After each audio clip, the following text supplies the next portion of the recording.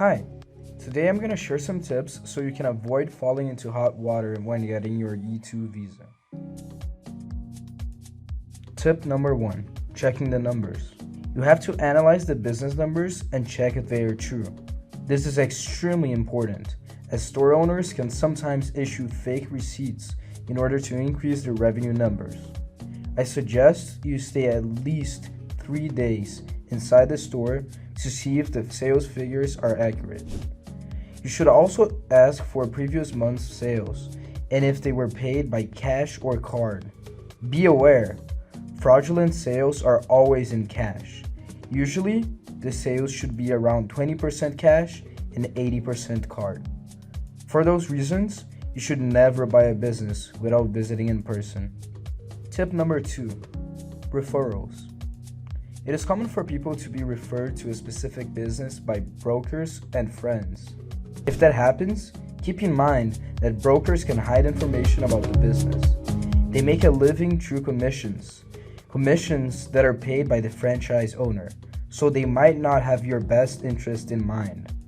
When it comes to friends, franchises pay up to $10,000 per franchise for referrals, so keep your eyes open if they recommend you a business. Tip number 3, business size and initial investment. Starting with the basics. Although a common misconception, it is not necessary to invest $100,000 into a business.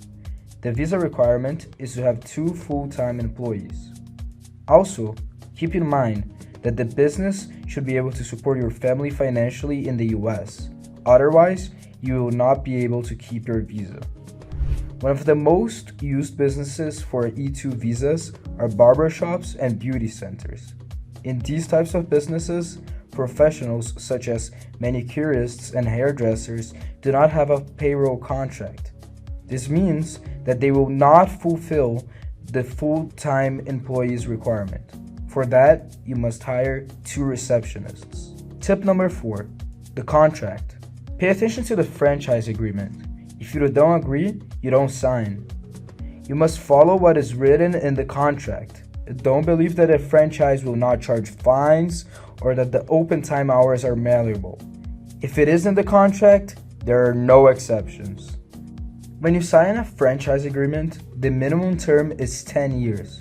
So make sure that the franchisor hasn't closed stores recently or have many listed for sale. You can look for that in the website Biz Buy Sell. If you're late on rent or royalties, the franchise can take over your business and you lose 100% of your investment. Make sure you can sell the franchise at any time and get all of the agreements in writing. Verbal agreements do not count. Write the franchisor's promises on a paper and make him sign on it. Usually, the promise of profit is big, but reality might be different. Common promises are: we never close any stores. We have 100% approval on E2 visas. You don't need to work in the store. And it is easy to run the business. In the US, a franchisee can be prosecuted for speaking bad of a business, so getting references is worthless. Tip number 5, researching. Look for Google reviews about the franchise and YouTube videos too. You shouldn't believe 100% of what the franchise site says. Always do your own research. Remember, they are the salesman, and you are a buyer in a foreign land.